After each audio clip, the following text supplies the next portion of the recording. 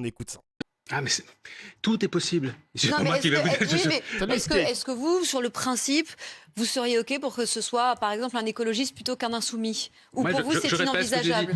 Certains ont fixé des lignes rouges, c'est pour ça que je vous pose la question. Je ne suis pas dans les négociations. Non, mais sans être dans les négociations, il y en a qui ont des avis très arrêtés. C'est pas moi qui fixe les lignes rouges.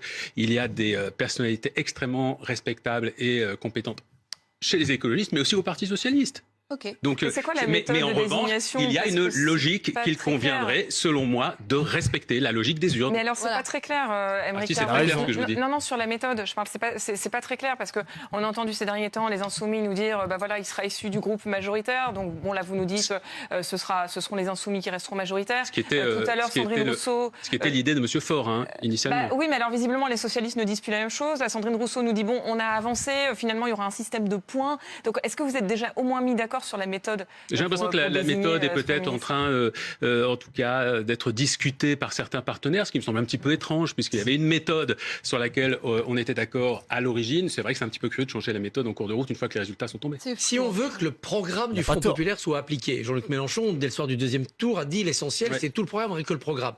Comme vous êtes dans une réalité politique compliquée, est-ce qu'il ne faut pas procéder de manière un peu plus rusée? On sait que la présence d'un Premier ministre et même de ministres LFI déclencherait les foudres de l'Élysée peut-être, et à coup sûr d'une motion de censure. Est-ce que ça ne serait pas plus habile de votre part, LFiste, de dire on sera dans le soutien sans participation, on votera les textes, on soutiendra ce gouvernement, mais on s'en retire parce que justement, on ne veut pas servir de chiffon rouge et donner un prétexte à la droite et à la Macronie pour faire tomber ce gouvernement dès la première heure. Alors je comprends le côté sacrificiel que ça serait pour la France insoumise, mais il ne pourrait plus rien dire, et là vous pourriez peut-être faire passer des textes. Mais je pense au SMIC, je pense au pouvoir d'achat. Je comprends l'idée que vous défendez et qui est celle des macronistes. Non mais les tactiques, vous voyez, c'est rusé, les prendre dans leur propre piège. C'est pas du tout rusé, c'est surtout antidémocratique. Ah. Enfin, nous allons être au sein du Front populaire, le groupe avec le plus grand nombre de députés. Je ne conteste pas, mais... Il y a un nombre extrêmement important d'électeurs qui ont choisi prioritairement de voter pour l'AFI. Alors, même si on sait qu'il y a eu des désistements, enfin qu'il y a des jeux électoraux plus complexes, pour quelle raison l'AFI devrait-elle être absente de ce qui est en train de se décider? Uniquement une habileté machiavélienne pour piéger la droite et les macronistes. La Macronie, qui effectivement joue ce jeu extrêmement dangereux de renvoyer dos à dos, c'était la technique pendant la campagne, RN, LFI, sans aucun motif objectif valable. C'est absolument scandaleux. Donc il y a aussi des commentaires sur les plateformes. Les gars, moi je me demande, s'il n'y avait pas le 7 octobre, les mecs, s'il n'y avait pas eu les attentats, l'attaque du Hamas, etc., comment, dans une réalité alternative, comment Macron se serait comporté avec Mélenchon? Est-ce qu'il y aurait encore cette dualité dos à dos, RN, LFI, etc. S'il n'y avait pas l'attentat en Israël et tout, putain, je me demande comment le monde se serait porté. Sur quoi Macron il aurait accusé la LFI de je sais pas quoi, pas antisémitisme mais autre chose, genre peut-être sur les ambiguïtés avec l'Ukraine à la limite, je sais pas, sur les propos anti-européens, je sais pas. Franchement je suis curieux quand même, hein. Je suis curieux. Parce que moi qui avais streamé l'élection présidentielle en 2022, il n'y avait pas autant d'attaques sur Mélenchon, il n'y avait pas autant d'invectives de la part des macronistes sur Mélenchon. Je suis pas fou les mecs, dites pas que je suis fou, j'en sais rien, mais... J'ai pas senti une attaque extraordinaire sur la LFI en 2022, les mecs, hein.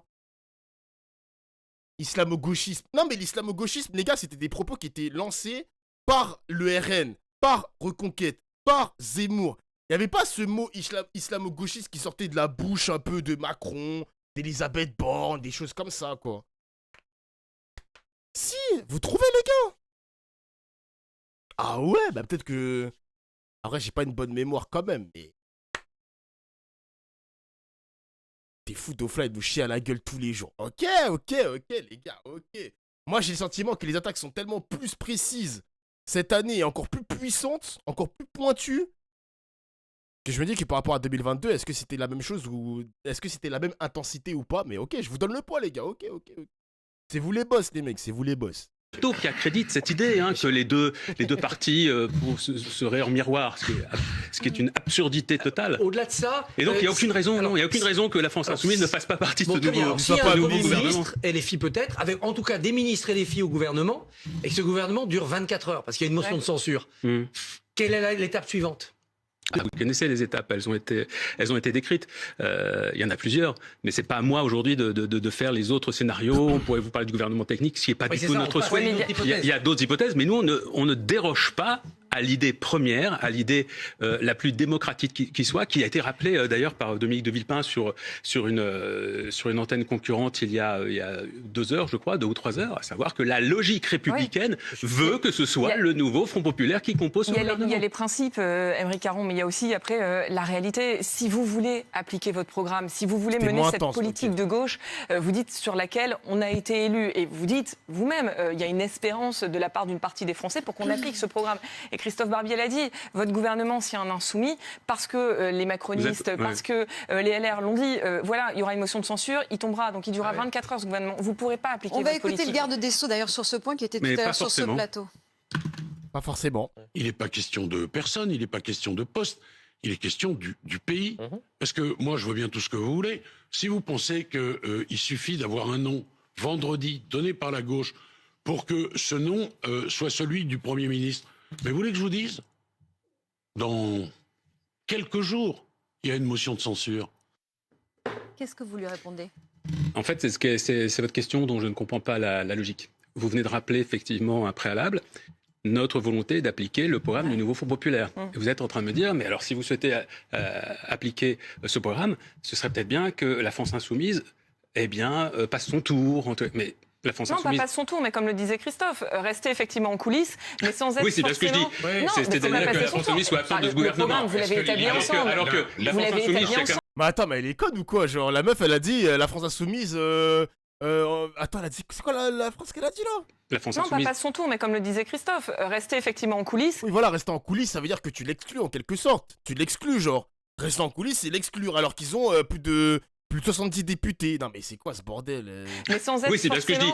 C'est-à-dire que la France insoumise soit absente de ce gouvernement. Alors que la France insoumise, chacun a manière que la France insoumise a largement participé à l'élaboration de ce programme. Donc il faudrait que... En fait, vous êtes en train d'expliquer qu'il faudrait bannir la France insoumise d'un nouveau gouvernement pour que le programme qui a été reparti en partie construit par la France insoumise soit appliqué. Vous voyez bien que ça n'a absolument aucun sens. Attendez, Perico, ça sert à rien de crier pour qu'on vous entende. Allez-y. Est-ce que la France insoumise et le Front populaire sont disposés à proposer ou à créer un consensus à l'Assemblée nationale? Qu'est-ce que vous appelez un consensus? Voir si d'autres élus, d'autres députés peuvent se rassembler sur un programme qui serait rassembleur sur des questions sociales essentielles partant du programme du Front populaire. Est-ce qu'il y a d'autres députés qui seraient d'accord pour mettre en place quelques projets? Voilà. Mais nous sommes persuadés qu'il y a des députés, bien évidemment, d'autres. Nous sommes persuadés qu'il y a des députés d'autres groupes qui seraient d'accord pour voter des textes proposés par le nouveau Front populaire. Bien évidemment, c'est ce qui va nous permettre d'ailleurs de gouverner si nous arrivons effectivement... Ah, il est un peu d'élu là, Caron, il est un peu d'élu. Moi, je parlais tout à l'heure de sabotage parlementaire, il est un petit peu d'élu. Évidemment qu'il y aura des députés qui, au fond d'eux, ils sont d'accord, mais ils ne vont jamais voter pour... Ils veulent juste saboter le pays. Vous allez voir les mecs, on en reparlera la semaine prochaine. Il est un peu d'élu pour le coup, là, Aymeric Caron, même si je l'aime beaucoup. Je l'aime beaucoup, mais... Tu vas t'attendre à des gros duels, Aymeric, en assemblée. À constituer ce gouvernement et qu'il est accepté par le ce que dit Perico Légas, ça fait d'ailleurs écho. Nous comptons bien proposer des textes qui pourront créer, peut-être pas du consensus, mais en tout cas une majorité absolue. Par exemple, sur l'abrogation de la réforme des retraites. Je suis très curieux de savoir ce que va faire le Rassemblement national, qui a tellement dit qu'il voulait abroger ce texte. Donc vous misez sur le RN pour faire passer... Vous ne misez pas spécialement sur le RN, mais il se trouve que nous avons un programme à proposer, des mesures à proposer. Elles sont donc proposées également au vote dans l'hémicycle.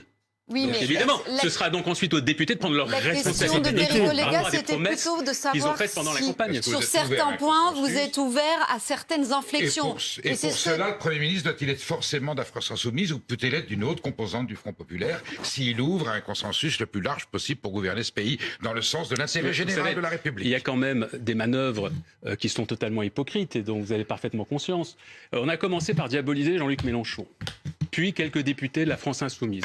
Puis l'ensemble de la France insoumise. C'est-à-dire que c'était la peste. Toi-même aussi. Jean-Luc Mélenchon était la peste. Puis ensuite, ce furent d'autres députés. Puis ensuite, ce fut l'ensemble de la France insoumise, qui était devenu le parti antisémite de France. Oui, voilà. De France. Et maintenant, voilà qu'on apprend que Europe Écologie Les Verts est aussi frappé du sceau de l'infamie. Et donc, on va aller jusqu'où comme ça? C'est pas compliqué. On va éliminer tout le monde jusqu'à ce qu'il ne reste plus que des macronistes qui soient désignés par certains membres de la classe politique, par certains éditorialistes, comme étant finalement les seuls représentants valables de l'esprit républicain. Il a raison. Il faut arrêter l'hypocrisie. Il n'y a aucune raison que la France insoumise soit absente de ce nouveau gouvernement. D'accord. Bien évidemment. Existe-t-il au sein du Front populaire un leader qui fasse le consensus pour rassembler et élargir? Ce sont les discussions qui ont lieu en ce moment. C'est pas obligatoire qu'il soit de la France insoumise. Mais l'élargissement ne se fera pas sur un renoncement à notre programme.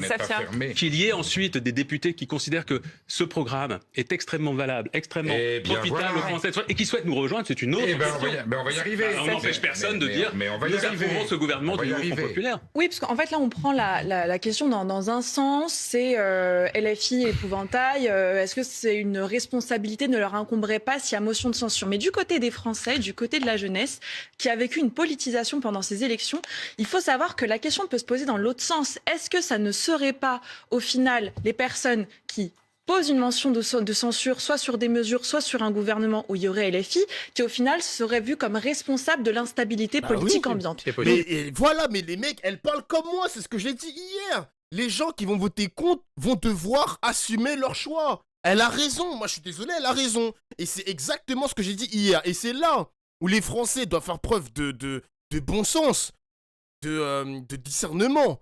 Si il y a un vote sur l'augmentation du SMIC, on a les membres du RN qui votent non. Bah les Français ils vont se dire mais les RN, mais vous êtes des fils de pute en fait.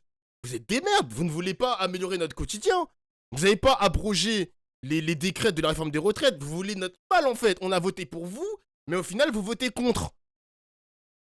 Eh oui, ben voilà les gars, elle parle comme moi, voilà. Les mecs, je vais devenir un député. Vous allez voir, circonscription. La 8e circonscription des Français de l'étranger, moi aussi les mecs. Je vais sortir Caroline Yadan de son trou. Premièrement, c'est possible. Secondo, je fais partie de cette génération où moi j'entretiens très peu d'illusions sur la nature et l'instabilité politique des institutions, sur la difficulté à faire du parlementarisme, sur la pression des marchés financiers, sur la pression de la situation internationale. Quelque chose que vous ne dites pas, Aymeric Caron, sur quand même vous avez compté pendant toute la campagne, ce sont les syndicats. Les syndicats qui vont se mobiliser à partir du 18 juillet. Moi, l'une de mes préoccupations fondamentales et pendant ces élections, c'est de voir à quel point les classes populaires étaient fracturées, au nom duquel d'ailleurs la gauche se permet de parler. On a eu des grandes villes ouvrières comme Martigues qui ont basculé en plein dedans Rassemblement national. Le premier parti de France chez les classes pop, c'est l'abstention. Et une partie qui a voté à gauche, et notamment la France insoumise. Un programme qui ne pourra pas être appliqué, notamment en termes de pouvoir d'achat. On fait quoi? Est-ce qu'on appelle à aller dans la rue? Quel sera le rôle des syndicats? Vous voyez bien que la crise institutionnelle est particulièrement flagrante. La gauche a du mal à donner un nom de Premier ministre. On ne sait pas si le gouvernement va être censuré. On a toute une partie de la droite et du macronisme qui s'est extrêmement radicalisé et qui aujourd'hui, je pense, va refuser de voter l'abrogation de la réforme des retraites. Et puis s'il y a un décret qui passe, en réalité, comment est-ce qu'on va faire voter l'augmentation du SMIC en période... Sabotage. C'est ce que je dis les gars, c'est ce que je dis. Elle est en train de répéter tout ce que je dis. Voilà, tu vois. Elle casse les couilles à jouer contre son camp sur BFM. Mais non, mais les gars, elle dit juste la vérité. À un moment donné, les mecs, il faut arrêter de mentir aux Français. La gauche a gagné une victoire symbolique en battant le RN, donc empêché Bardella d'être Premier ministre, mais la deuxième victoire n'est pas encore actée. Il faut dire la vérité aux Français, on n'a pas la majorité relative ni absolue, ça va être très difficile de gouverner le pays, point final. C'est tout, c'est comme ça. Il faut arrêter de mentir. Et ne me parlez pas de 49.3 parce que s'il y a une motion de censure et elle est majoritairement votée, le gouvernement tombe. Donc ne me parlez pas de 49.3. Arrêtons de mentir aux Français, putain, c'est une dinguerie. Relative. Mais elle a même pas là. Mais les mecs, il n'y a que 150 députés sur les 577. On n'a même pas la majorité relative, les gars. Oubliez le 49.3. Oubliez le je sais pas quoi. Il faut arrêter de mentir aux Français. D'inflation, je veux dire, il y a des difficultés qui sont réelles. 195, c'est pas beaucoup. Et alors du coup, et le reste. Oui, mais les aides au PME, non, mais j'ai pas dit que tout le programme s'appliquait par décret. Mais il y a déjà un certain nombre de mesures pour le pouvoir d'achat qui peuvent s'appliquer par décret. Donc il y a déjà de nombreux progrès qui peuvent être faits dans le quotidien des Français et des Français. On compte pas dessus. Pourquoi Je vois pas le rapport. Alors, c'est important quand même pour faire passer un programme, avoir une pression, une vie politique ambiante, on serait mobilisé. Justement, on va parler du rôle des syndicats. Pourquoi cette lutte n'aurait pas d'importance? Je comprends votre logique. Mais je comprends pas la logique par rapport à la discussion qu'on a sur la constitution d'un futur gouvernement. Non, mais alors là, moi, je voulais poser une autre question. D'accord. que j'ai peut-être pas comprise. En 36, la pression dans les usines a beaucoup joué. C'est Front populaire. Oui. Est-ce que vous la demandez? Est-ce que vous la souhaitez, cette voilà pression? la question. Alors, si vous le voulez bien, justement, justement, vous avez posé la question, mais avant de vous laisser la parole à Aymeric Caron, j'aimerais justement qu'on se tourne vers Thomas Joubert, parce que pour voir un petit peu comment se positionnent les syndicats, parce que Thomas, là aussi, le manque de clarté commence à agacer un petit peu les syndicats. La colère monte. C'est vrai qu'il y aura des grèves bientôt, les mecs. C'est vrai qu'il y aura des grèves. La CGT qui appelle à manifester, là. Force ouvrière ne veut pas se mêler de Matignon, ok. L'intersyndicale défilé ou se défiler. C'est vrai qu'il y a des dépôts, il y a des préavis de grève sur les prochains jours. Des préavis qui vont percuter les Jeux Olympiques, les gars. Les Jeux Olympiques, c'est dans 2 semaines, là. Aymeric Caron, Dans pas longtemps. rien à dire? Non, mais c'est pas ça. Mais c'est pas que j'ai rien à dire, j'ai quelque chose à dire. Je suis un peu agacé qu'on utilise toujours ce terme à tort et à travers. Qu'est-ce que vous appelez bordélisation? Est-ce que vous faites référence aux 2 dernières années qui viennent de s'écouler? Ce mot a été de très nombreuses fois employé pour critiquer une fois de plus la France insoumise, qui ne s'est livrée pourtant à aucune bordélisation. Et j'y étais, je peux en témoigner.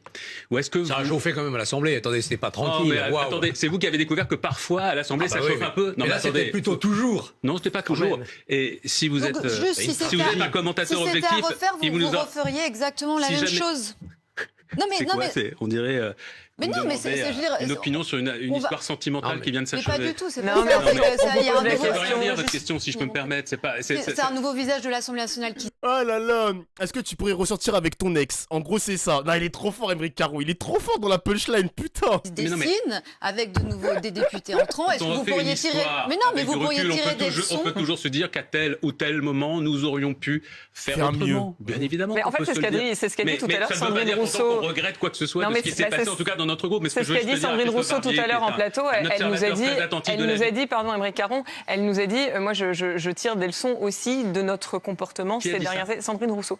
Elle a dit, voilà, je tire des leçons aussi de notre comportement ces dernières années à l'Assemblée nationale. Les Français ne veulent plus de ça.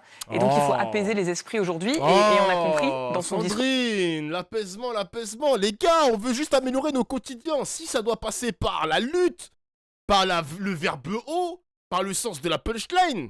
Ça va, vos apaisements, vas-y, vous aussi, là. Pour qu'il y avait une volonté aussi de changer. Par exemple, concret, là, on parle de manière extrêmement générique. C'est ce qu'elle dit, quelque chose qui ne veut rien dire. Moi, les premières fois où j'ai pris la parole, je me suis fait insulter dans l'hémicycle par des gens de la majorité macroniste, par des gens du Rassemblement national. Ça arrivait à plein de personnes de mon groupe, des femmes qui prenaient la parole, qui prenaient des remarques sexistes, venues de macronistes. Voilà, et ça, notre groupe ne s'est jamais livré à ce genre de manœuvre. Donc, à un moment, il faut juste un peu regarder les choses avec un minimum d'objectivité. Quant à dire qu'il y a parfois eu des échanges juifs, évidemment, c'est l'histoire même de l'Assemblée qui est comme ça.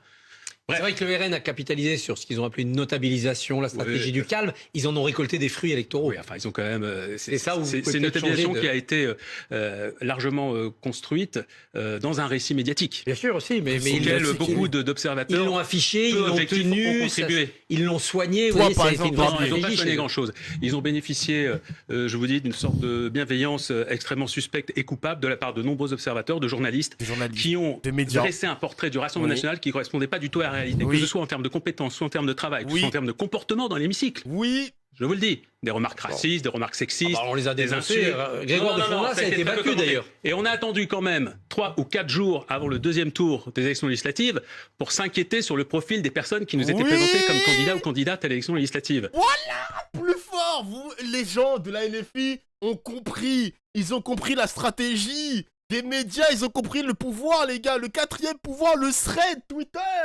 Le thread, voilà, putain. On s'est rendu compte qu'il y avait des racistes, des antisémites, des homophobes, des gens qui s'étaient livrés à des comportements violents, etc. Mais c'est marrant, il n'y en avait plus de 100.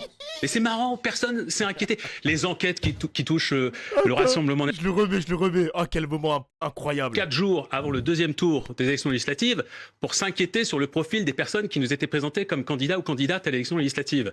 On s'est rendu compte qu'il y avait des racistes, des antisémites, des homophobes, des gens qui s'étaient livrés à des comportements violents, etc. Mais c'est marrant, il y en avait plus de 100. Mais c'est marrant, personne s'est inquiété. Les enquêtes qui touchent le Rassemblement national, le Front national, Marine Le Pen, comment ça se fait que ça fait pas la une de toutes vos éditions? Non, attendez.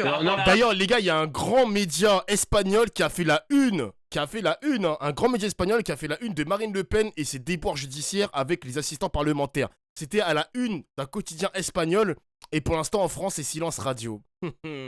La normalisation les mecs. Et de toute façon les gars, les médias, ok les médias sont extrêmement puissants sur les cerveaux des gens, mais là on a remporté cette bataille idéologique dimanche dernier, on a battu le RN. Mais pour 2027, les mecs, il va falloir encore une fois redoubler d'efforts. Hein. Parce que les médias vont toujours autant sucer le RN. Ils vont toujours mettre en avant Bardella. Le mec, il est cool. C'est le mec de TikTok. Marine Le Pen, dédiabolisation. Elle s'est détachée de son père. Elle s'est détachée de ses idées racistes. Nanani, nanana. La bataille va être encore rude, les mecs. On a 3 ans pour batailler contre le RN. Les médias vont changer peut-être leur stratégie en mode...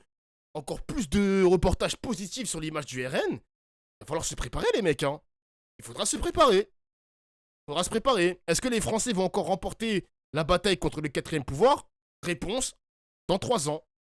Merci pour les 21 mois de sub. Jure, un nouveau sub. 21 mois de sub. Merci. Il y a des enquêtes sur le RN. Il y a un procès qui arrive dans quelques mois. Bien sûr. Il y a un article. La nouvelle information. Il y a régulièrement des articles de presse là-dessus. Ça a été un sujet important pendant la campagne législative. Mais beaucoup parlé, bien sûr. On a parlé aussi d'autre chose et j'aimerais avoir votre sentiment là-dessus. Quelle est votre attitude? Il y a une notabilisation du Rassemblement national qui a été permise par les chaînes info notamment et par les magazines. Non, c'est pas vrai. C'était la vérité. Non, ils disent exactement la même chose. Ils disent exactement le contraire. Ils disent que s'ils ont perdu ces législatives, c'est à cause de BFM TV. Exactement. BFM qui a sorti les premières enquêtes, je crois que c'était Libé, Mediapart. Enfin, on a repris les enquêtes derrière, on en a fait des plateaux. Bah non, mais enfin, on a fait des éditions complètes du Rassemblement national. On s'est pris de bec avec eux. Je voudrais votre sentiment sur un autre phénomène de cette campagne. Quel a été votre sentiment par rapport à ce qu'on a appelé, mais c'est eux qui s'appellent comme ça, les purgés? C'est-à-dire, est-ce que vous regrettez que la France insoumise ait profité de ces législatives pour exclure Garrido, Simonet, Corbière, presque Ruffin? Ou est-ce que vous vous dites, bon, bah, c'est la vie des partis, hein? Alors, vous avez vu ça de l'intérieur, vous? Oui, je regrette que les Français aient suivi cet épisode de cette manière. C'est-à-dire en ayant une vision très partielle des éléments, et ça a pu donc même apparaître comme une forme de violence à l'égard de beaucoup d'observateurs, de Françaises et de Français, qui se disent mais pourquoi, comment... Ça a été une surprise, oui, c'est sûr. Ça a été une surprise, bien évidemment. Ensuite, il y a l'histoire personnelle de ces candidates et de ces candidats, dont certains sont des amis. Donc, avec la France Insoumise, merci Emric, qui a entraîné ces décisions. C'est-à-dire justement parce que j'ai... D'ailleurs, update les mecs par rapport à ça, il y a un mec qui l'a souligné dans le chat. Les purgés ont déjà créé un parti politique juste après les européennes, je crois, les gars. Juste après les européennes. Et ils étaient encore membres de la France Insoumise. Donc les purgés... La purge en question, les gars. Ah, c'était encore avant les européennes. Le 21 mai. Ah, les bâtards. Avant. Mais c'est encore pire. Wesh. Les purgés en question, hein. Bon. J'ai vécu les choses de l'intérieur, je peux dire que ce ne sont pas des décisions qui sont venues de manière purement arbitraire, parce que la tête d'une telle ou d'un tel tout à coup ne plaisait plus. Non. Il y a une vraie logique politique. Il y a un long chemin. Il y a un long chemin, et il y a une logique politique qui, à un moment... Vous parlez de qui? Lesquels sont vos amis, par exemple? Je ne sais pas, si je prends Raquel... Si vous êtes encore en contact avec elle? Et avec Alexis Lambert? On ne s'est pas appelé depuis 2 jours, mais c'est des gens, c'était des gens qui étaient mes amis. Donc il n'y a absolument rien de personnel dans ce que je suis en train d'expliquer maintenant. Mais il y a des logiques dans les partis. Quand vous regardez l'histoire de tous les partis politiques, à chaque élection, il y a des gens qui ne sont pas réinvestis pour telle ou telle raison. Et même si moi, sur un plan purement personnel et affectif, je peux trouver cela dommage. Mais ensuite, il y a des logiques politiques. Vous avez essayé de les défendre ou de les prévenir?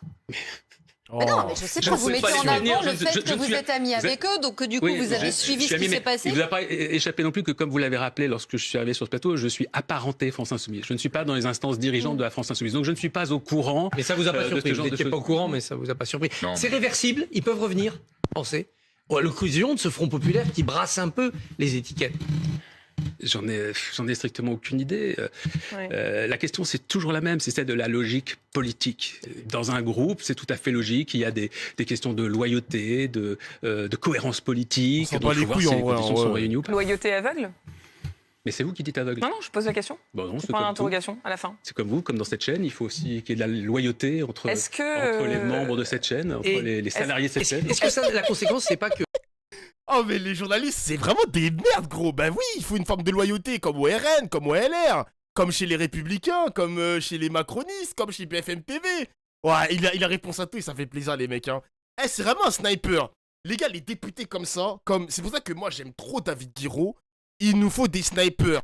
Manuel Bompard est un sniper. Antoine Léaumont est un sniper. Aymeric Caron est un sniper. Il nous faut que des snipers en fait. Moi j'aime trop genre les mecs comme ça. François Ruffin est mis sur une sorte d'orbite présidentielle dans notre vie politique où tout est tiré vers la présidentielle.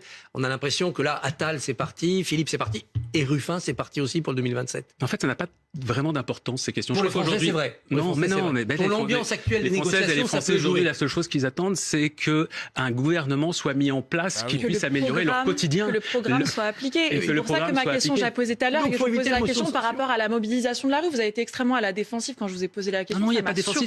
Et je vous prie de m'en excuser si je n'ai pas compris la question. C'était pas une défensive, c'est que je ne comprenais pas le lien avec le sujet. C'est nécessaire que la mobilisation de la rue et syndicale va permettre une application du programme, notamment en pouvoir d'achat. Ce dont je suis sûr, en effet, c'est que s'il y a une pression populaire qui s'exprime par les syndicats ou par d'autres biais, évidemment, ça peut faire réfléchir, peut-être, parce que je crois que c'est quelqu'un qui, malheureusement, prend ses décisions tout seul en se souciant extrêmement peu de la vie des Françaises et des Français. Je parle d'Emmanuel Macron, mais ça pourrait éventuellement, effectivement, le ramener quelque peu à la raison. Vous soutenez la proposition juste de Philippe Poutou de se mobiliser aussi. Il appelle à une mobilisation unitaire de la gauche dans la rue pour obtenir un nouveau gouvernement.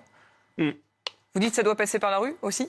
Je ne dis pas que ça doit passer par la rue, je dis que la rue est un allié, évidemment, au combat dans l'hémicycle. Sur le fond, M. Caron, on peut critiquer Macron, mais il y a quand même un élément, je trouve, à mettre à son crédit. Un point positif de son bilan, c'est l'attractivité économique de la France, la baisse du chômage et... une économie qui, dans l'ensemble, est un peu repartie, un pays qui est devenu moins répulsif. Avec une inflation remarquable. Pour les investisseurs, j'ai failli dire les influenceurs. Pour les investisseurs étrangers, pour les influenceurs aussi. Enfin, quoi qu'ils vont en tôle maintenant en France, les influenceurs. Mais, c'est quand même... à peu près sur l'objectif, ce qu'on peut mettre au crédit d'Emmanuel Macron, c'est que la France est redevenue un peu pro-business et qu'effectivement, comme il l'a dit, bah oui, mais c'est important aussi d'être pro-business. C'est ce qui crée des emplois, c'est ce qui. Voilà, il a récupéré son côté ultra-libéraliste, les mecs, hein, le capitalisme, l'ultra-capitalisme, etc., l'exploitation de la main-d'œuvre pas chère. Créer des innovations, c'est ce qui donne à manger aux gens, concrètement. Apparemment, ça marche pas, parce que quand on voit le nombre d'étudiants qui ont des difficultés à manger, qui a augmenté par rapport à ce qu'il était il y a 5 ou 6 ans. On est quand même mieux en France qu'à Cuba, M. Caron, quand on voit la paupérisation des Françaises et des Français, 10 millions de pauvres, des gens qui aujourd'hui ont de plus en plus de mal à finir le mois avec cette inflation extraordinaire qui fait qu'aujourd'hui les gens... Non mais c'est pas ça, c'est que je suis l'invité, M. Consigny, justement, président de la grève. Non, vous posez des questions, on a grandi ma question. C'est cela quand on n'est pas un peu bon. Si vous avez des invités, soit vous voulez faire effectivement faire un monologue pour effectivement dérouler votre agenda politique de droite. C'est insupportable, il n'entend rien. Donc vraiment, arrêtez. Aymeric Caron, laissez-le terminer, vous répondrez. S'il vous plaît, c'est insupportable. Qui chronométrez les questions. Non mais c'est moi qui suis invité. Mais vous allez répondre longuement. On a compris. Allez-y, Charles. Aux États-Unis, par exemple, vous avez aujourd'hui un tiers des Américains qui gagnent plus de $100 000 par mois, par an. Un tiers des Américains. En France, ils seraient dans la fourchette très haute des citoyens. Aux États-Unis, ça devient quasiment la classe moyenne, $100 000 par an. Donc, on peut quand même se dire que faire preuve d'un peu d'attractivité économique, être un peu pro-business, ça peut quand même être une bonne chose. Et donc, ce que vous ne dites pas, c'est que les loyers, effectivement, les salaires ont augmenté, mais tout a augmenté. Les loyers, c'est une inflation allez-y, Charles, rapidement la question, sinon c'est un peu long. Si vous payez votre loyer 3 fois plus cher que vous ne le payez en France, ça sert à rien de gagner 3 fois plus. Oui, mais Monsieur Caron, vous verrez que vous avez fort peu d'Américains qui quittent leur pays pour s'installer en France. C'est donc non, par contre, ils y viennent en vacances avec beaucoup de plaisir. Oui, comme nous allons dans des pays pauvres en vacances, c'est ce que nous devenons pour les Américains. C'est que simplement. Alors attendez, Charles, allez au bout de votre raisonnement. Ma question, elle est toute bête. Ma question, est-ce que vous n'allez pas casser le seul élément positif ou un des seuls éléments positifs du bilan d'Emmanuel Macron. Est-ce que vous pensez vraiment que dans le pays le plus taxé du monde, on a vraiment besoin d'un nouveau programme de gauche? C'est un peu une question rhétorique. Mais moi, ce qui me fume, c'est que si tu parles du bilan de Macron, il faut aussi en tirer les conséquences. Ça a été quoi la conséquence sur la vie des Français, genre? Tu vois les agriculteurs dans la rue, tu vois les gilets jaunes dans la rue, tu vois aussi les professeurs dans la rue, tu vois le prix de l'essence qui coûte plus cher. Enfin, je sais pas. On avait Gabriel Attal qui parlait il faut désmicardiser la France. Qu'est-ce qu'on retient du bilan positif de la France qui est devenu plus attractif? Il y a forcément des conséquences derrière. Il a pas faux. Non mais, ok. Il y a peut-être du positif dans le bilan de Macron, les mecs. Mais à quel prix? À quel prix, les mecs? À quel prix? Moi, de mon vivant, j'ai pas connu autant de manifestations que pendant le quinquennat de Macron, les mecs. Je suis désolé, hein. Genre, les gens étaient quasiment tout le temps dans la rue. Tous les samedis, on avait le fameux gilet jaune acte 1, acte 2, acte 16, épisode 30, saison 4, épisode 12. Mec, c'était un truc de fou. Mec, c'était une dinguerie, genre. Enfin, excusez-moi, hein, le bilan de Macron, il est tout sauf positif, quoi. Y a rien à en tirer, genre. Macron, il a maquillé son bilan chômage. Ouais, on m'avait expliqué que, ouais, il y avait une ubérisation des emplois. Ça rayait aussi, enfin, ça radiait les chômeurs de Pôle emploi pour retirer, en quelque sorte, le nombre de chômage, enfin, le nombre de chômeurs total. Enfin, pardon, enfin, désolé. Les bilans de Macron, il est catastrophique, les mecs. Je suis désolé, genre. Excusez-moi. Pas pourquoi je m'excuse, mais voilà. Grave, gros. Comment il peut sucer ça, Consigny? Des fois, ce mec-là, il a des fulgurances. Mais quand il nous parle des États-Unis, du libéralisme et de l'ultra-capitalisme, ce mec-là, c'est une grosse merde, genre. Désolé, hein. Car je connais votre réponse, mais non, mais c'est pas ça. Mais poser cette question-là. Vous admettrez, monsieur Consigny, qu'elle est quand même un petit peu biaisée, votre question, parce que votre camp politique, c'est toujours celui de Madame Pécresse. Non. Oh. Non, moi, j'ai plus de carte nulle part. Ah, vous avez plus de carte nulle part. Enfin bon, voilà. Donc je veux bien qu'on se mette à avoir une discussion politique entre républicains ou macronistes ou je ne sais pas où vous êtes aujourd'hui, et puis le camp de la gauche. Je suis libre, on n'est pas obligé d'être encarté pour avoir. J'ai pas dit que vous étiez encarté, mais on connaît quand même vos opinions politiques. Donc vous pouvez considérer qu'en effet, le monde de l'entreprise, ce monde merveilleux qui privilégie les actionnaires et les grands patrons et le monde que vous espérez effectivement voir éternel dans ce pays, ce n'est pas ma vision des choses. Je suis pour la justice sociale, la justice écologique, pour la démocratie. Voilà. Donc, vous êtes apparemment passé à côté d'un certain nombre. Je crois que vous laissez les gens parler. Ça, c'est vrai. Ça, je peux pas vous retirer. Non, mais c'est vrai. Donc, vous êtes passé à côté d'un certain nombre d'informations sur l'appauvrissement des Françaises et des Français depuis que Macron est au pouvoir, sur la difficulté, les réformes de l'assurance chômage, par exemple, qui sont absolument indignes. Après, sur d'autres sujets sociétaux, hein, sur la loi immigration, ainsi de suite.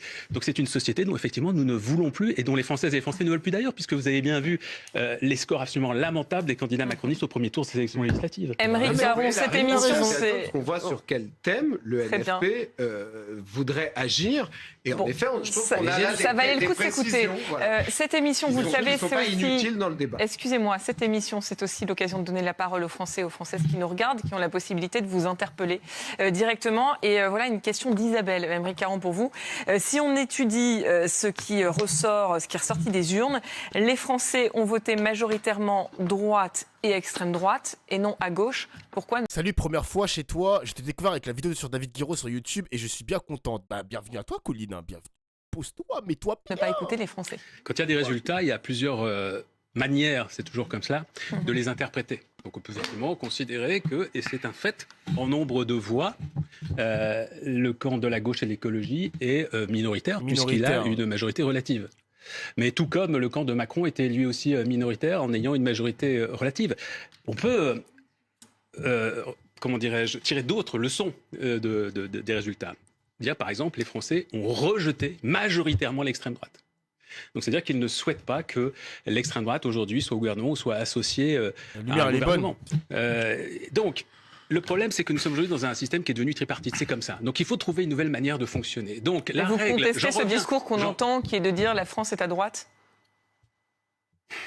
C'est un discours qui me semble un peu simpliste. Je pense que les choses sont beaucoup plus compliquées que cela, avec en plus deux notions, gauche et droite, sur lesquelles il faudrait à chaque fois qu'on Mais tu vois, c'est ça le problème. Mais oui, la droite et la gauche, vous dites que la France, elle est majoritairement de droite. Mais quelle droite? C'est quelle droite? Parce que là, il y a des Français qui parlent de justice sociale.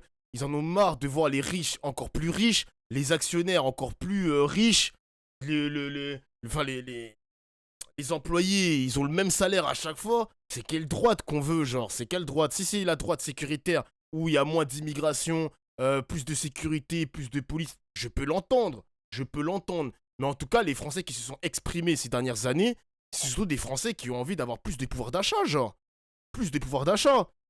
On n'est pas dans une droite libérale où faut protéger les industries, faut continuer à enrichir M. Bernard Arnault et tous les autres milliardaires. Enfin, je pense pas qu'on est dans une France comme ça, les mecs. Ça m'étonnerait quand même. Je pense pas, genre, je ne pense pas. Arrête et qu'on a un débat d'à peu près d'une heure. Bon. Donc, ce dont je suis sûr, c'est que la majorité des Françaises et des Français aujourd'hui, et beaucoup qui ont voté pour le Rassemblement national pour des mauvaises raisons, la majorité des Françaises et des Français aujourd'hui veulent plus de justice sociale, veulent plus de pouvoir d'achat, veulent tout simplement être plus heureux dans leur quotidien, veulent plus d'écologie également.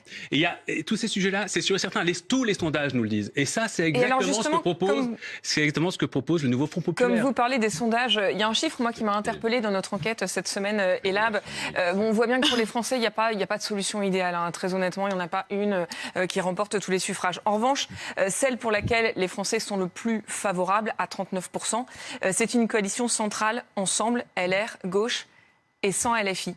Ça reste cette solution-là qui est la plus plébiscitée par les Français. Mais comment on peut invisibiliser la LFI alors qu'il y a 70 députés? Franchement, c'est pas possible. C'est quoi ce sondage d'enculé, sérieux? Ouais. Bon, après, c'est 39% les mecs. Hein. C'est un sondage, c'est ça? Oui. C'est un sondage Elab qui est paru. Vous allez nous dire que c'est un sondage parmi tant d'autres. Moi, je veux bien qu'on fasse la gouvernance du pays par les sondages. Pour mesurer l'opinion, c'est aussi intéressant. Il y a eu 30 sondages avant le deuxième tour des législatives avec pas un seul de ces sondages. Les gars, je vous en supplie, il faut que les médias, en 2024, il faut que les médias arrêtent de donner du buzz aux sondages. Arrêtez de tout le temps prendre des sondages et en poser des questions parce que l'interviewé ne pourrait pas vraiment répondre. Parce que les sondages, ça veut rien dire. Ça veut tout et rien dire. Faut arrêter de donner du crédit à ces trucs de cons. Qui a pu prédire la victoire du nouveau Front populaire. Donc un sondage, c'est une donnée à un instant T, avec une certaine manière de poser des questions. Faites à peu près 30 sondages sur la même question, en expliquant à chacun réellement ce que le nouveau Front populaire propose, la manière dont il peut gouverner. Là, c'est pas le nouveau Front populaire, c'était LFI. En l'occurrence, c'était l'exclusion d'LFI. Alors LFI, je vais vous dire, avec tout le mal qui a été raconté sur ce mouvement depuis 2 ans. Et je sais parce que je suis un des éléments particulièrement ciblés dans ce mouvement. Toute la calomnie qui a été déversée sur ce mouvement, vous étonnez qu'aujourd'hui, dans des sondages, des personnes aient une mauvaise image de notre mouvement? Alors, il n'y a pas de calomnie, il y a eu des faits, le ballon de foot avec la tête du ministre, etc.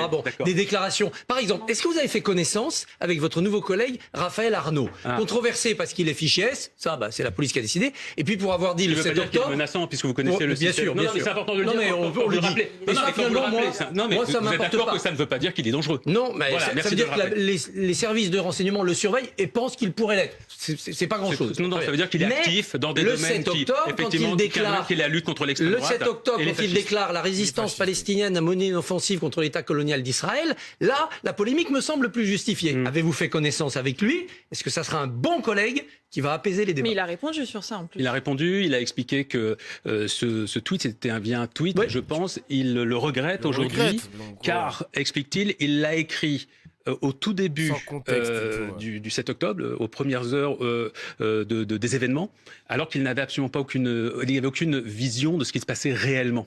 Donc quand il a compris l'ampleur des attaques terroristes, et notamment du fait que autant de civils avaient été massacrés dans des conditions atroces, il a regretté immédiatement sa formulation. Voilà. Ludovic, un Français qui réagit en nous regardant, comme le NPA, est-ce que le président compte un jour s'exprimer? Moi, ça me dérange pas des mecs qui rétropédalent parce qu'ils ont pas de contexte, etc.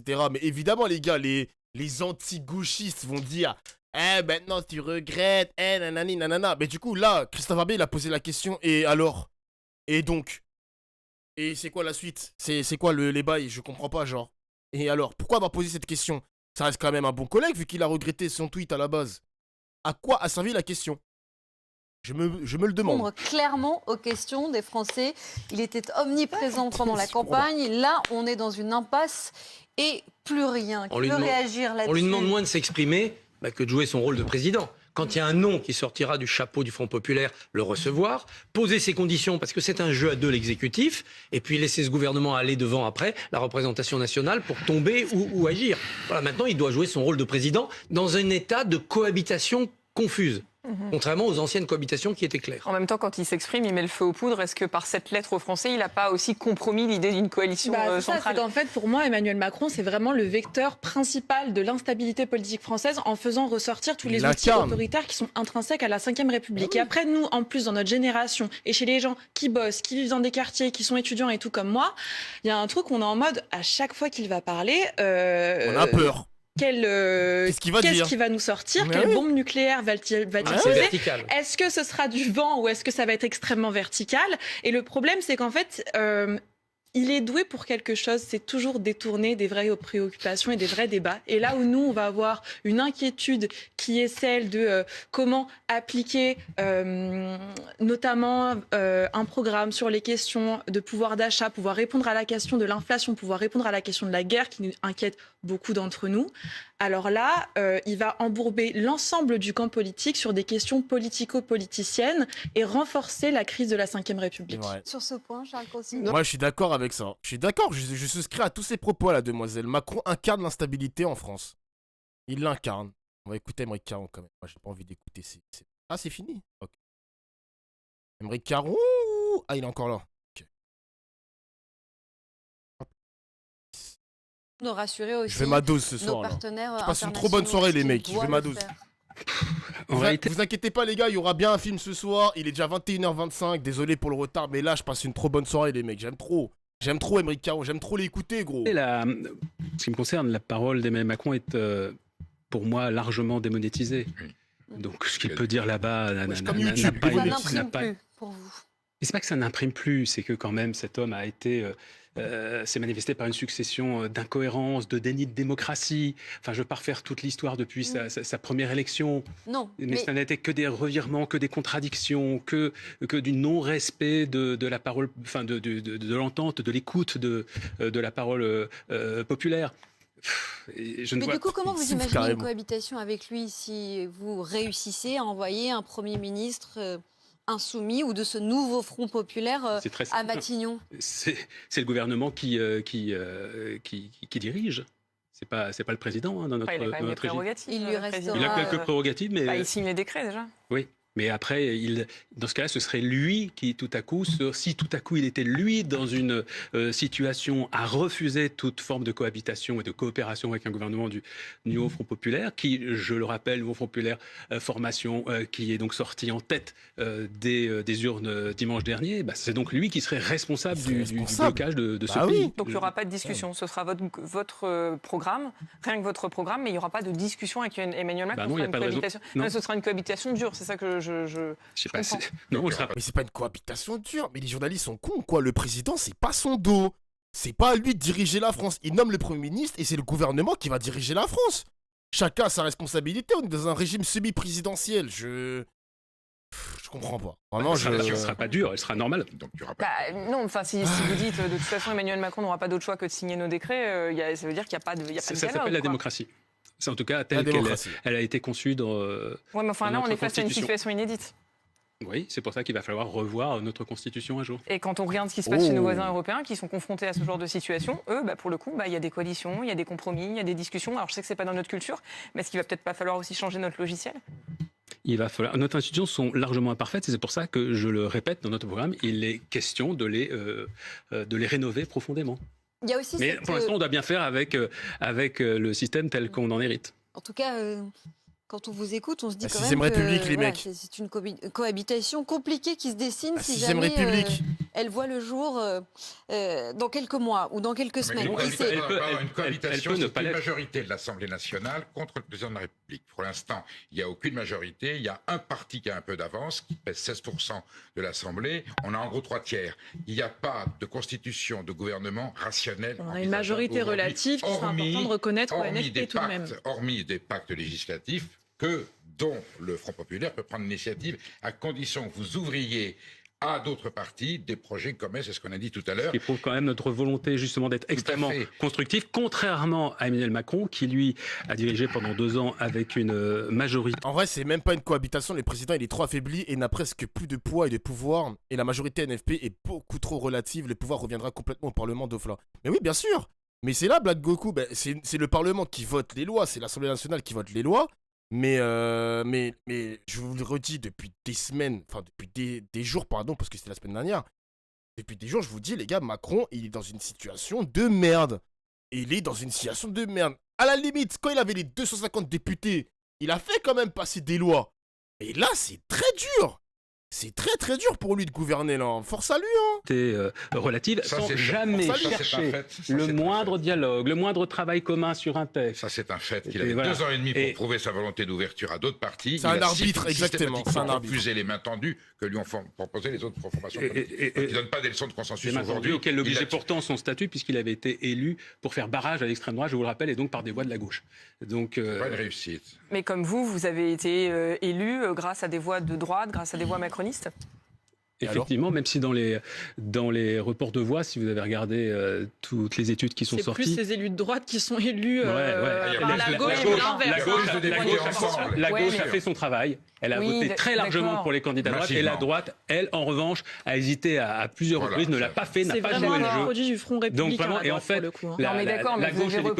partis de la gauche et de l'écologie ont sauvé beaucoup plus de postes des macronistes que les macronistes ont sauvé nos postes. Vous avez reproché à Emmanuel Macron d'avoir oublié les voix de gauche avec lesquelles il avait été élu en 2017 et 2022. Vous n'allez pas reproduire la même erreur cette fois-ci. C'est bizarre, je ne les ai jamais entendus reprocher à Emmanuel Macron, lui, d'avoir gouverné pendant 2 ans. Je n'ai jamais interviewé directement. Non, mais ou en tout cas aux ministres qui venaient sur votre plateau ou aux représentants des députés de la Macronie. Je n'ai jamais entendu leur faire ce reproche en leur disant mais quand même, comment ça se fait ? Pourquoi pas vous n'étiez pas tous les jours, toutes les semaines en train de leur rappeler aux macronistes mais quand même, comment ça se fait que vous gouvernez comme ça alors que vous n'avez aucune majorité absolue ? Comment ça se fait ? Pourquoi vous ne tenez pas compte du fait ? C'est vrai que les journalistes sont pas assez invectives. Mais Emric Caron, les gars, j'ai l'impression que c'est un streamer comme moi. J'ai l'impression que ce mec-là, il consomme du Macron, enfin il consomme du BFM CNews matin, midi, soir. Vraiment, les mecs, ce mec-là est un consommateur des médias. Il comprend le piège. C'est un viewer, en fait, les mecs. C'est un viewer, genre, c'est vous et moi. Il est trop fort. Il est injouable. Il connaît les secrets de la télé, genre. Pourquoi vous ne tenez pas compte du fait que vous avez été élu par défaut pour contrer le... Mais ça a été fait, Marine Le Pen. C'est un ancien journaliste. Non, mais les mecs, j'entends que c'est un ancien journaliste.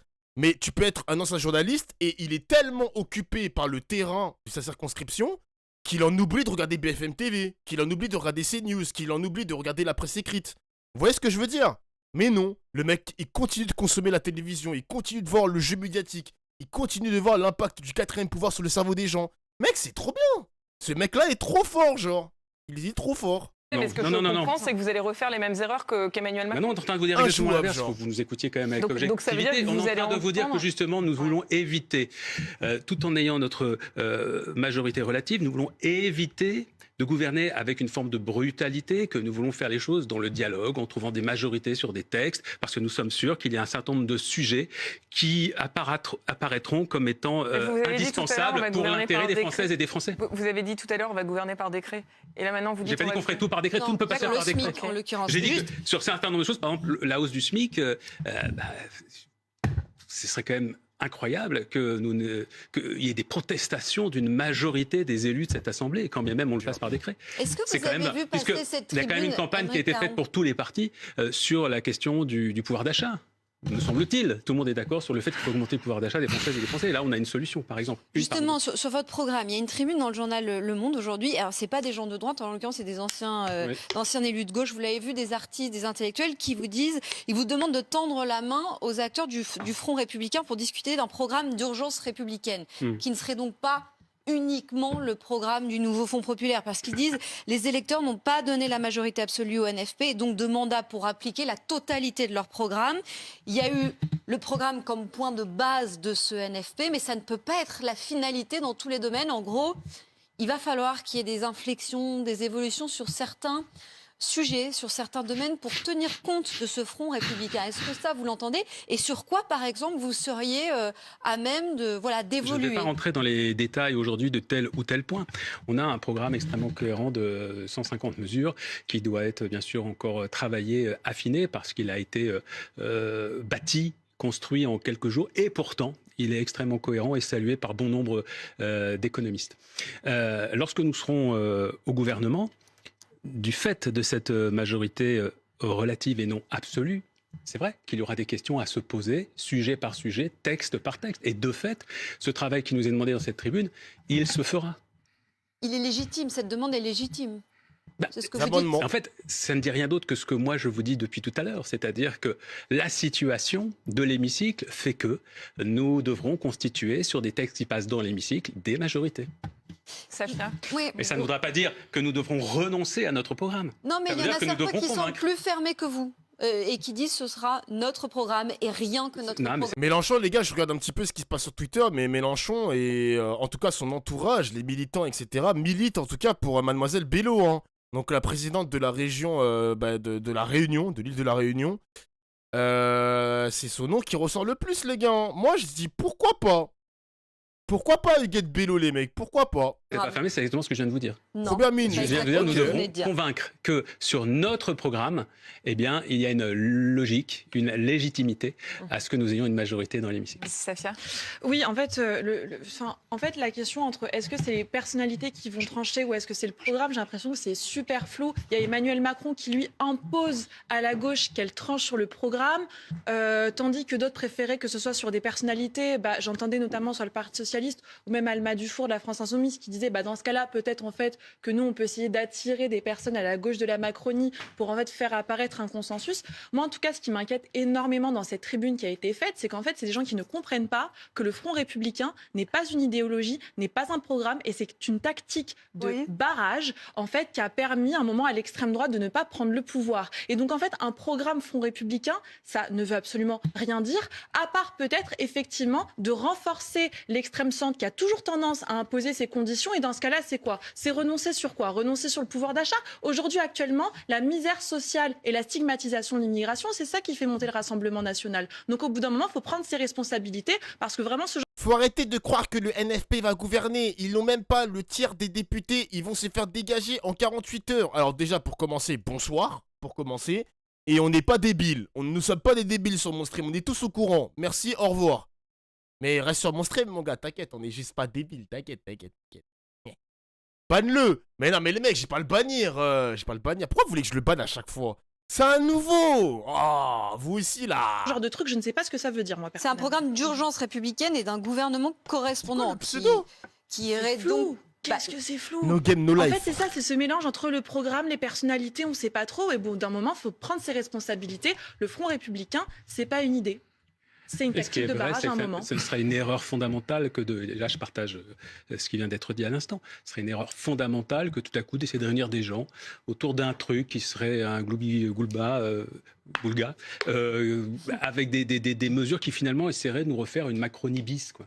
Avec ce côté nini, pas vraiment, un peu ceci, en même temps cela, c'est pas possible. C'est certainement pas ce que les Françaises et les Français veulent. C'est un peu la tradition allemande de la coalition. C'est vrai qu'elle a plein de défauts, elle prend beaucoup de temps, elle érode un peu tous les programmes, toutes les idées. Eux, ils arrivent à en faire quelque chose. Dans un pays, il est vrai, très fédéral, ce qui n'est pas notre cas. Enfin, ce qu'on comprend au gré de ces discussions, c'est que le vœu d'Emmanuel Macron de former une coalition centrale, une assemblée plurielle, le tutti frutti. Le vœu d'Emmanuel Macron veut simplement dire ce qu'il dit. C'est je veux conserver le pouvoir. Alors, en fait, on veut juste continuer à faire comme avant. Oui, mais reconnaissons-lui la cohérence qu'il a toujours théorisé le dépassement de tous les clivages, donc le tutti frutti, le gloubi-boulga. Il n'y a pas aucune cohérence, c'est un concept qui a toujours été complètement... C'est un concept qui a toujours été complètement fumeux, auquel je n'ai absolument jamais cru. Le dépassement, c'est fumeux? Mais bien sûr que oui. Aujourd'hui, ce dont on a besoin, c'est... Bah oui, il a raison, le dépassement, c'est fumé, frère. La conséquence, c'est que le RN n'a jamais été aussi haut. Il a dépassé quoi, Emmanuel Macron, s'il vous plaît, les gars? Claire, ça n'existe pas. On ne peut pas être en même temps à droite et en même temps à gauche. On ne peut pas être en même temps pour la justice sociale et pour les inégalités sociales. Ça n'est pas possible. Le fait est que ça a tenu pendant 7 ans. Pour la redistribution et puis pour le fait que certains aient le droit d'accumuler. Ça n'existe pas. Vous formulez comme ça parce que c'est la réalité des choses. Vous en faites déjà le résultat que vous en tirez. Mais au départ, l'idée c'était de dire. En même temps n'existe pas. L'idée de dire au départ, c'était. Je vais créer de la richesse pour la redistribuer. Je vais m'attacher aux premiers de cordée parce que c'est eux qui vont tirer la cordée. Je suis d'accord avec vous, il y a plein de choses qui n'ont pas fonctionné, notamment le fameux ruissellement. C'est un discours de droite libérale très classique. Non, c'est un discours plus giscardien ou presque qu'on trouve aussi parfois chez Mendès France. Et ça a été plébiscité par les Français en 2017, ils y ont cru. Qu'ils y aient cru, ça c'est un fait. Après, ça a enthousiasmé les gens de se dire on a essayé la gauche, on a essayé la droite, ça échoue à chaque fois. Si on mettait les meilleures idées en même temps et si on mettait les bonnes volontés autour de la même table. Mais ce qui est intéressant, c'est ce qui a échoué, c'est parce que dans l'application du pouvoir de la gauche et de la droite, et notamment de la gauche institutionnelle, en fait, c'est rentré dans un espèce de centrisme aligné avec l'appareil d'État et aligné avec des politiques plutôt droitières. Donc en fait, oui, quand les gens ne sentent pas l'alternance avec un vrai programme social, en fait, les choses... On a vu ce que ça a donné. Et pour l'instant, on a l'impression qu'on est en train de revenir justement dans ce vieux clivage gauche-droite, finalement. Et c'est pour ça qu'Emmanuel Macron n'est pas tellement content. En tout cas, vous suivez ces images en direct depuis Washington où vous voyez ce pupitre installé. Le pupitre! Est-ce que Aymeric Caron va continuer de parler ou... Ah, il va parler. Bon, moi, je me suis déjà spoil un peu la